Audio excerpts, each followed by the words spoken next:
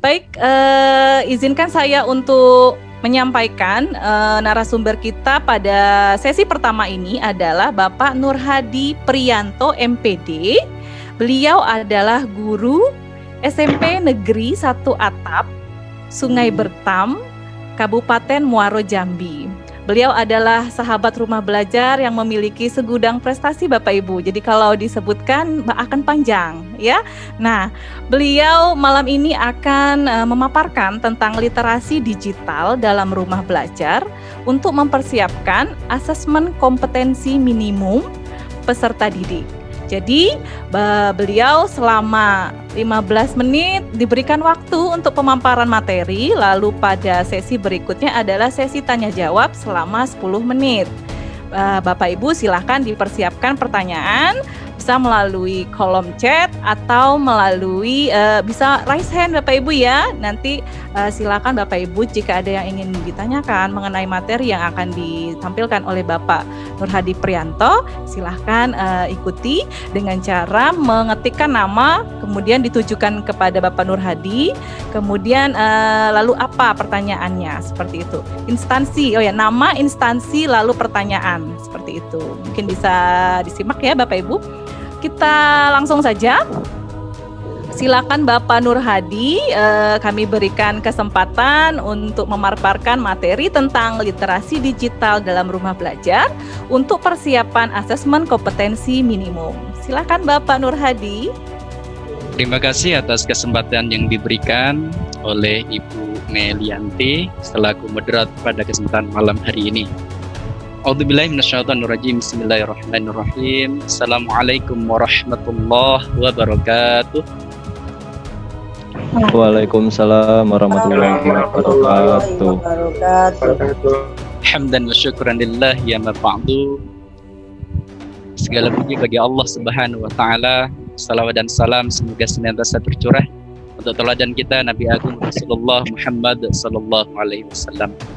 Salam sejahtera, salam semangat untuk seluruh guru hebat yang hadir pada kesempatan malam hari ini. Izinkan saya Nur Hadi Priyanto, sahabat rumah belajar Provinsi Jambi, berbagi kepada kita semuanya tentang persiapan asesmen kompetensi minimum melalui literasi digital menggunakan portal rumah belajar. Bapak Ibu guru hebat yang berbahagia, ketika pemerintah mencantangkan sebuah program, maka tentunya atas latar belakang yang kuat, atas studi histori yang mendukung program tersebut akan dilaksanakan. Dan asesmen kompetensi minimum sebenarnya telah diperkenalkan untuk jenjang SMP, SMA, dan SMK pada simulasi UNBK awal tahun 2020 kemarin. Dan insya Allah akan efektif dilaksanakan pada awal tahun 2021, karena tahun 2021 secara resmi UNBK diadakan, dan untuk ketuntasan mata pelajaran kurikulum di sekolah masing-masing itu ditentukan oleh satuan pendidikan. Bapak Ibu hadirin sekalian yang berbahagia, latar belakangnya mari sama-sama kita lihat. Ini adalah hasil dari PISA, Program for International Student Assessment. Jadi PISA ini adalah program yang dilaksanakan oleh internasional dalam hal penilaian peserta didik, kemampuannya di literasi, matematik, dan sains. Kita lihat posisi 4 besar di atas adalah negara yang kebanyakan memiliki ketekunan luar biasa. Salah satu di antaranya yang mendapatkan posisi 4 besar adalah Cina, kemudian disusul Singapura, Makau, dan Hong Kong. Dan kita tahu betul ketika disebut Cina, maka kita akan mendapati etos kerjanya yang luar biasa, ketekunannya yang sungguh-sungguh. Dan memang betul bahwa usaha insya Allah tidak akan mengkhianati hasil. Dan ketekunan itu lebih dari separuh keberhasilan yang akan diperoleh oleh manusia. Bapak Ibu hadirin sekalian yang berbahagia, mari kita simak posisi Indonesia ada posisi keberapa. Kalau dilihat, maka kita akan mendapati Indonesia ada posisi ke-6 dari bawah. Di bawah Indonesia, Bapak Ibu sekalian, ada Maroko, Lebanon, Kosovo, Dominik Republik, dan Filipina. Bahkan negara tetangga kita, Brunei Darussalam, Malaysia, ya, Singapura, lalu kemudian Thailand itu di atas kita. Maka ini menjadi salah satu alasan latar belakang bahwa asesmen kompetensi minimum yang merupakan standar penilaian dalam skala internasional itu akan diterapkan di Indonesia. Bapak Ibu sekalian, dari hasil PISA selama 10-15 tahun belakangan ini, Indonesia konsisten atau bahasa kitanya istiqomah mendapatkan peringkat di bawah rata-rata dunia, ya. Konsisten berada menjadi salah satu negara dengan peringkat hasil PISA terendah. Dan ini menjadi refleksi bagi kita semuanya, terutama para pendidik, agar meningkatkan kapasitas dan kualitas kita supaya pembelajaran yang kita hadirkan itu mampu untuk meningkatkan kualitas peserta didik. Bapak Ibu sekalian yang berbahagia, ini gambaran yang menjadi latar belakang kenapa asesmen kompetensi minimum itu akan dilaksanakan dan menjadi program dalam skala nasional. Dan ini latar belakang yang kedua, Bapak Ibu sekalian. Kemampuan guru-guru di Indonesia masih belum sebaik standar yang diharapkan. Ada kesenjangan dalam efektivitas mengajar dan cara mengajar. Dari perolehan skala UKG rata-rata 57 dari 100. SMP, SD, SMA, SMK bisa dilihat pada grafik yang ada di screen ini. Lalu kemudian rata-rata kata yang diucapkan juga masih rendah. Barangkali banyak di antara kita yang hanya sekedar sedikit menyampaikan materi, lalu kemudian menyuruh anak mencatat dan mengerjakan tugas. Padahal guru sebagai fasilitator harus banyak ngomong untuk memberikan motivasi, merangsang peserta didik untuk berpikir, sehingga kemudian muncullah diskusi-diskusi yang menghasilkan inspirasi, diskusi-diskusi yang memicu untuk peserta didik berinovasi, berkreativitas, mengeluarkan ide dan gagasannya. Bapak Ibu sekalian yang berbahagia, di Indonesia kita mengetahui betul bahwa ada disparitas, perbedaan yang mencolok antara satu daerah dengan daerah yang lain, terutama wilayah Pulau Jawa dengan pulau-pulau yang ada di Indonesia lainnya, terutama di wilayah timur. Untuk DKI Jakarta dan Yogyakarta itu bisa menyaingi negara tetangga kita, Brunei Darussalam, Malaysia. Tetapi untuk daerah-daerah lain masih rendah, Bapak Ibu sekalian. Ya, ini salah satu contohnya. Lalu kelemahannya ada pada apa, Bapak Ibu sekalian? Kelemahannya ada pada salah satu di antaranya adalah literasi. Jadi ketika soal yang ada di screen saya ini diujikan kepada peserta didik di Indonesia, maka hanya ada 4,33% di antaranya yang menjawab benar. Di bawah Singapura, di mana Singapura ada 18%, Thailand 3%, Malaysia 6,76%, Vietnam 55,33%. Kelemahannya ada pada apa, Bapak Ibu sekalian? Kelemahannya ada pada kemampuan siswa tidak cermat membaca informasi yang ada pada footnote.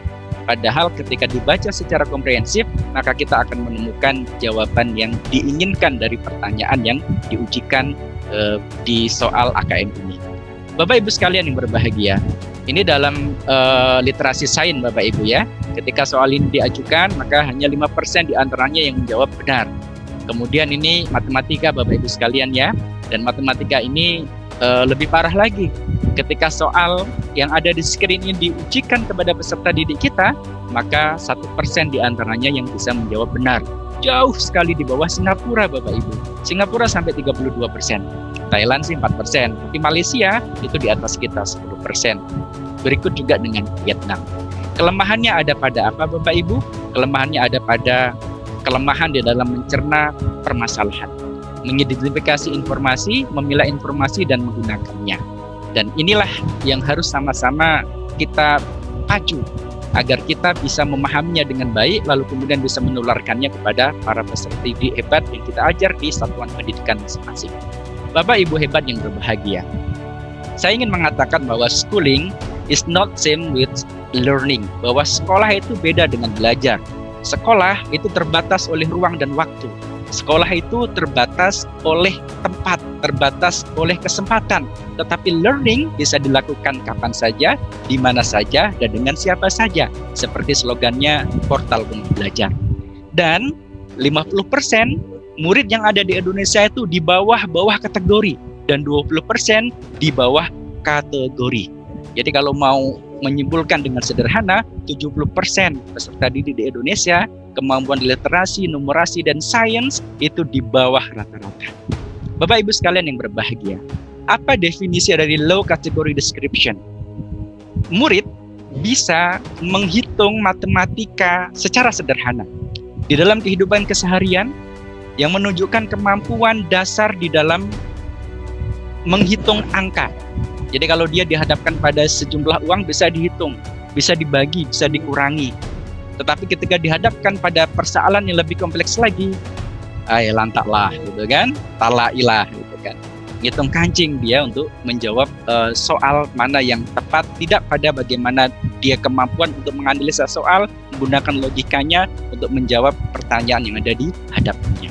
Bapak Ibu guru hebat yang berbahagia, asesmen kompetensi minimum itu adalah pemetaan mutu pendidikan pada seluruh sekolah, madrasah, dan program kesetaraan jenjang dasar dan menengah. Mutu diukur dengan 3 instrumen Bapak Ibu nanti tahun 2021. Yang pertama, asesmen kompetensi minimum itu sendiri. Objeknya adalah peserta didik. Yang diukur adalah kemampuan dalam hal literasi dan numerasi. Lalu yang kedua adalah survei karakter, mengukur sikap, kebiasaan yang dinilai sebagai hasil belajar dari non-kognitif. Dan yang ketiga, survei lingkungan belajar. Survei lingkungan belajar ini melibatkan seluruh warga sekolah, baik peserta didik, guru, maupun kepala sekolah. Apa yang diukur Bapak Ibu? Yang diukur adalah kualitas pembelajaran dan iklim sekolah yang menunjang pembelajaran. Jadi ketika ini dilaksanakan untuk menilai sekolah, maka akan ada hasil yang komprehensif dalam hal kemampuan dasar kognitif, dalam hal bagaimana perkembangan sosial emosional peserta didik, dan dalam hal bagaimana daya dukung lingkungan belajar mampu untuk membawa dampak yang baik atau buruk terhadap proses pembelajaran yang ada di sekolah tersebut. Bapak Ibu sekalian yang berbahagia, mengapa literasi dan numerasi?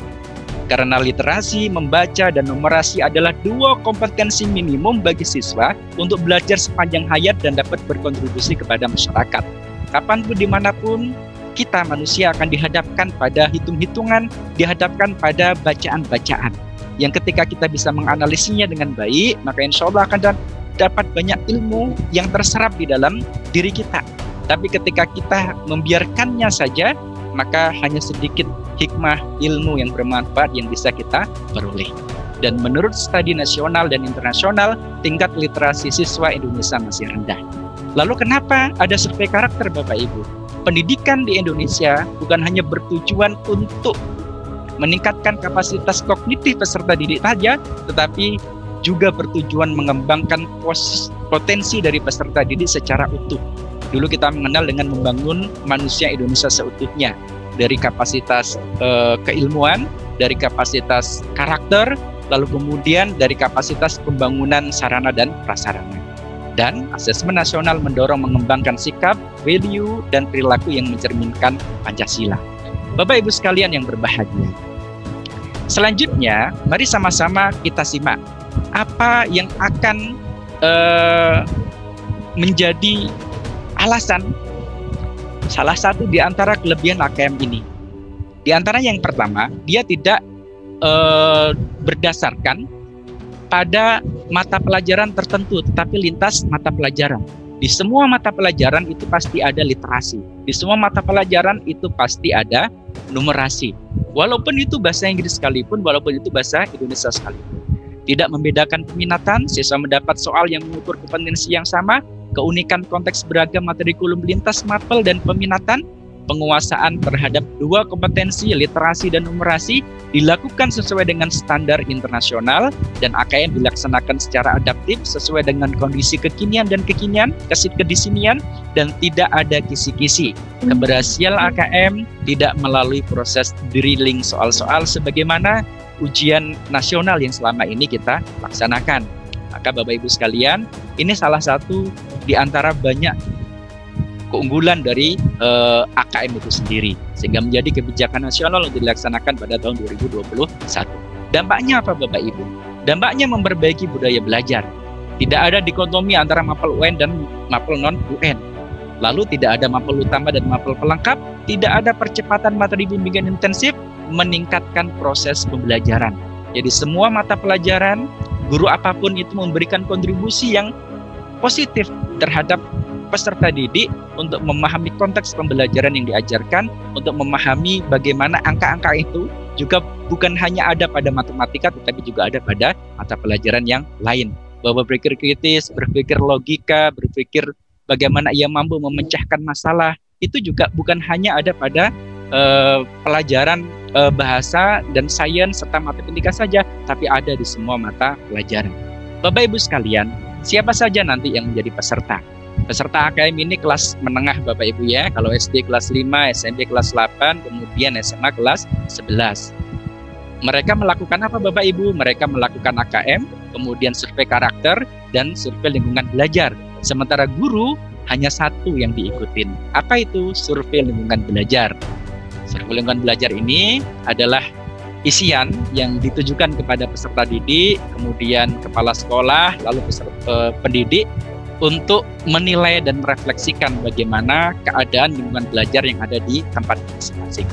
Kapan waktunya Bapak Ibu? Ini waktunya, insya Allah ya. Waktunya untuk jenjang SD SMP itu selama 2 hari. Hari pertama ada literasi, kemudian survei karakter, kemudian hari kedua ada tes numerasi dan survei lingkungan belajar. Nah, Bapak Ibu sekalian, untuk AKM nasional ini ya berfungsi sebagai sarana untuk memetakan kualitas pendidikan secara utuh. Ya, kalau UNBK kan hanya 4 mata pelajaran dan itu hasilnya secara pribadi ditujukan kepada peserta didik, tapi AKM ini utuh untuk satuan pendidikan sebagai sarana evaluasi diri untuk memperbaiki keadaan menjadi lebih baik. Bentuk soalnya bagaimana? Pilihan ganda kompleks, menjodohkan isian singkat uraian. Jadi lebih banyak pilihan yang nanti diujikan kepada peserta didik kita. Jadi melatih untuk berpikir saintifik ya, berpikir kritis, mengungkapkan alasan, dan setiap jawaban tentu harus didasari kepada alasan yang jelas. Bapak Ibu sekalian, selanjutnya ini komponen literasi. Ya. Bapak Nur Hadi. Iya. Waktunya tinggal 3 menit lagi Bapak. Siap. Ya. Nah, ini komponen literasi matematika Bapak Ibu. Ya, matematika ini kontennya, ini proses kognitifnya, ini konteksnya. Ini membaca juga sama Bu. Jadi semua tes yang diujikan itu sesuai dengan konteks kekinian dan kedisinian. Ya, ini jadwalnya Bapak Ibu. Nanti materi bisa dibagikan di dalam grup ini. Dan ini tema-tema yang nanti akan disampaikan di dalam tes nanti Bapak Ibu ya. Kuncinya adalah penilaian bermutu merupakan bagian dari kunci pendidikan bermutu. Kalau penilaiannya ala kadarnya, maka hasil yang diperoleh pun ala kadarnya, sehingga tidak ada rekomendasi perbaikan untuk masa yang akan datang. Apa saja yang perlu kita persiapkan, Bapak Ibu sekalian? Yang perlu kita persiapkan adalah mengembangkan budaya menulis, mengembangkan kreatif dan critical thinking, serta lingkungan sekolah yang interaktif. Maka dari itu, literasi itu menjadi sesuatu yang harus sama-sama kita galakkan hari ini. Salah satu di antaranya adalah melalui portal rumah belajar. Yang pertama kita belajar literasi digital, lalu kemudian di dalamnya ada banyak fasilitas tersedia yang bisa kita manfaatkan untuk pembelajaran diri kita sebagai pendidik maupun pembelajaran peserta didik yang kemudian mudah-mudahan akan mampu meningkatkan kualitas kita dan kualitas peserta didik dalam skala yang lebih luas lagi.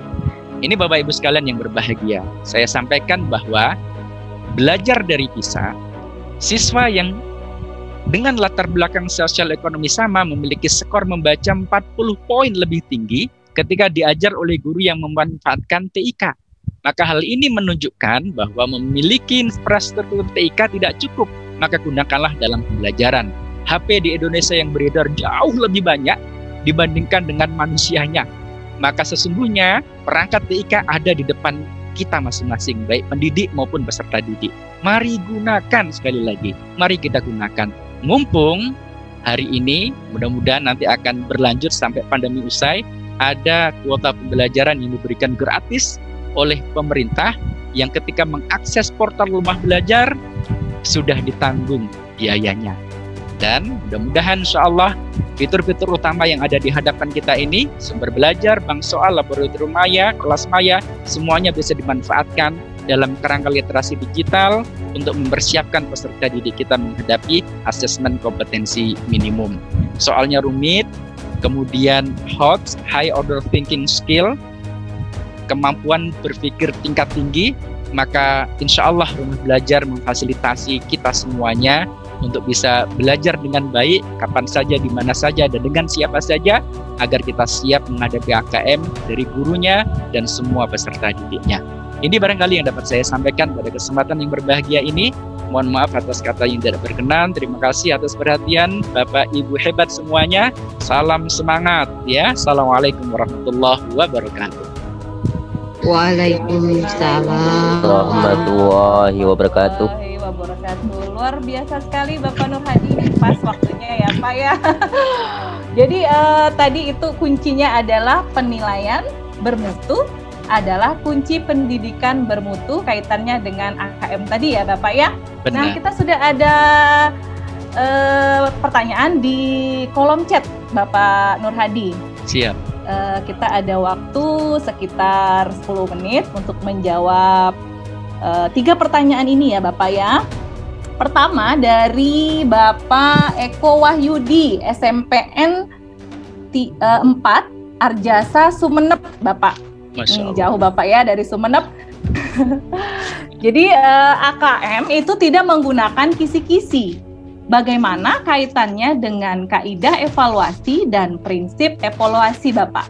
Nah, yang kita tahu kan kisi-kisi itu erat kaitannya dengan prinsip dari evaluasi. Bagaimana Bapak tadi disebutkan bahwa di AKM itu tidak menggunakan kisi-kisi? Ya. Bisa langsung dijawab Bapak Nur Hadi? Boleh langsung dijawab.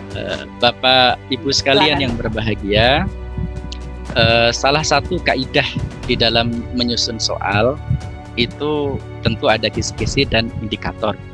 Itu untuk setiap mata pelajaran kita itu. Jadi setiap mata pelajaran kita ketika ingin membuat soal, salah satu kaidahnya adalah kita menggunakan kisi-kisi sesuai dengan kurikulum. Yang dimasukkan dengan kisi-kisi tidak ada di dalam AKM ini, dia tidak ada kisi-kisi yang sesuai dengan mata pelajaran yang diampu oleh mata pelajaran kita di sekolah masing-masing. Jadi untuk SD nggak ada kisi-kisi matematika yang seperti apa. SMP juga demikian, bagaimana kisi-kisi bahasa Inggrisnya seperti apa atau bahasa Indonesianya seperti apa. Sebagaimana ujian nasional atau ujian sekolah yang kita laksanakan pada fase-fase seperti ini. Nah, pada AKM ini ia lintas mata pelajaran, sehingga yang dijelaskan adalah secara umum tentang apa saja aspek yang dinilai dari numerasi literasi tadi. Secara umum saja, dan pola-pola tentang bagaimana soal itu nanti dihadapkan kepada peserta didik kita, ya, mulai dari bagaimana Hadi? Ya, gimana Bu? Izin sebentar Pak, potong ya Pak. Iya boleh. Yang di YouTube apakah terhenti ya Pak? Yang di YouTube? Yang di YouTube apakah terhenti? Tidak. Iya. Enggak. Nanti bisa disambung lagi. Iya. Lanjut ya Pak ya? Boleh. Jalan ya? Jalan. Oke, sip Bapak. Sip, jalan. Nah, lanjut ya. Bapak. Jadi Bapak Ibu, kisi-kisi secara detail itu tidak diberikan, tetapi ada buku yang nanti menjadi acuan untuk kita bisa mereka-reka soalnya seperti apa. Dan bahkan Pusmenjar sendiri juga sudah membuat situs khusus untuk kita pendidik maupun peserta didik berlatih mengerjakan soal AKM. Silahkan nanti Bapak Ibu searching di Google Pusmenjar /AKM, nanti akan ketemu bagaimana contoh-contoh soal AKM di sana, literasi dan numerasi. Dan di grup ini nanti juga akan saya bagikan AKM-nya itu bagaimana, seperti itu. Ada beberapa kumpulan bacaan PDF yang nanti bisa memperdalam kita semuanya untuk bisa bersiap menghadapi AKM untuk kita maupun peserta didik nantinya. Itu Ibu ya, Ibu Meli ya, insya Allah mudah-mudahan belum puas sehingga kita terus belajar. Siap. Luar biasa Bapak. Ini berarti kita sebentar lagi ya Pak ya menghadapi atau menjalani AKM ini Bapak ya. Benar sekali. Oke. Semoga kita juga siap Bapak sebagai guru yang kreatif, inovatif, yang aktif ya untuk menerapkan juga pada sistem kita tentang AKM ini. Baik, terima kasih. Semoga tadi terjawab apa yang ditanyakan oleh Bapak yang dari Sumeneb ya. Iya. Oke. Selanjutnya masih di kolom chat Bapak Ibu. Ini saya masih kesulitan lihat yang di YouTube, Bapak. Mungkin bisa dibantu co-host untuk membantu meneruskan melalui chat di grup di ini ya, di Zoom kita. Saya lanjut untuk pertanyaan kedua di kolom chat. Bapak dari SMP Negeri 2 Muaro Jambi, Bapak Abdullah Fikih, mungkin kenal ya Pak Nur Hadi? Iya, kenal di sini. Kenal di sini. Baik Bapak, Assalamualaikum warahmatullahi wabarakatuh. Saya ingin bertanya kepada Bapak Nur Hadi terkait implementasi Permendikbud nomor 37 tahun 2018 tentang karakter, literasi dan kompetensi yang menekankan sikap jujur kepada peserta didik. Namun saat ini dalam pandemi banyak sekali peserta didik yang tidak mengimplementasikan kejujuran pada saat proses KBM.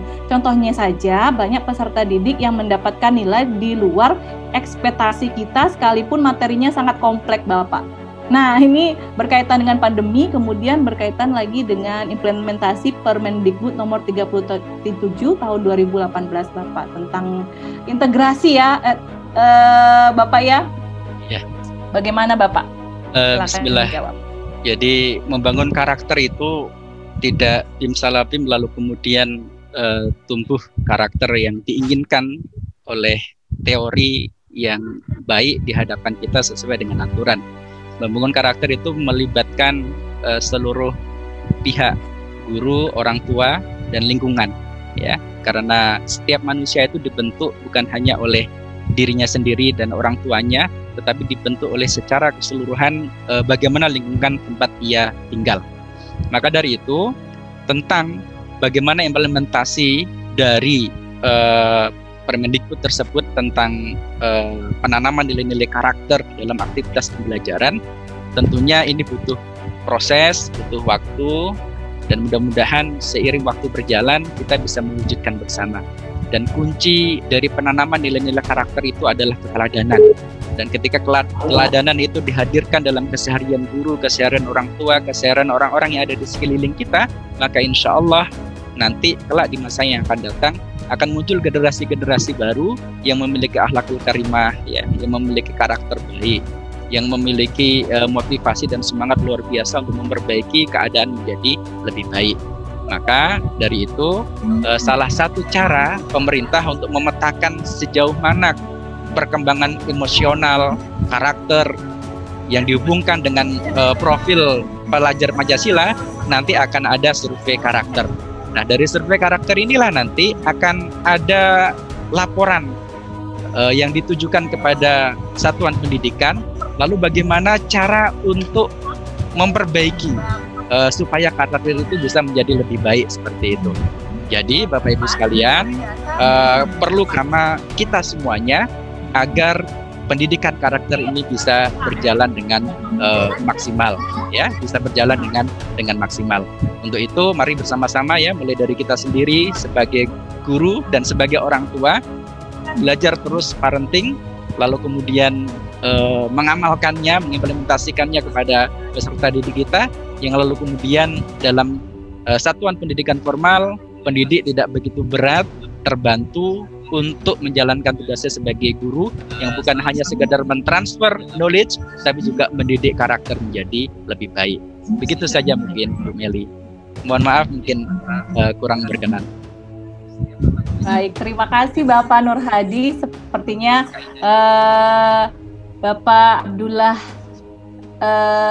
Fikih tadi sepakat ya bahwasanya pas sekali dengan jawaban dari Bapak bahwasanya pendidikan karakter itu juga dimulai dari pendidikan di rumah ya Bapak ya. Oke. Baik, lanjut ke pertanyaan yang ada di kolom chat. Sudah 2. Saya melihat ke partisipan dulu ya. Sepertinya belum ada yang raise hand. Jadi saya ambil pertanyaan dari YouTube. Mohon izin Bapak Nur Hadi. Monggo silakan Ibu. Iya. Dari YouTube saya coba. Dari Bapak Zaki Dewan. Apakah syarat AKM salah satunya sekolah harus punya lab komputer atau tidak? Mohon jawabannya. Ini dari YouTube Bapak. Siap. Silakan Bapak. Langsung ya. Jadi ya, langsung dijawab. AKM ini nanti dilaksanakan oleh seluruh satuan pendidikan, tetapi dengan jumlah peserta yang diseragamkan. Jadi untuk SMP sama SMA itu satu satuan pendidikan diikuti maksimal 45 peserta didik. Jadi kalau peserta didiknya di atas 45, maka dia yang ikut adalah yang ditunjuk oleh kementerian melalui data Dapodik ya. Jadi nggak semuanya kalau lebih 45, tapi kalau peserta didiknya 45 ke bawah berarti semua peserta didik di tempat itu wajib mengikuti AKM.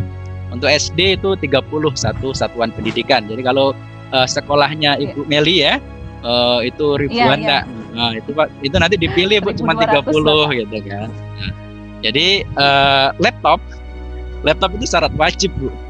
Karena sampai sekarang belum diizinkan untuk menggunakan gadget.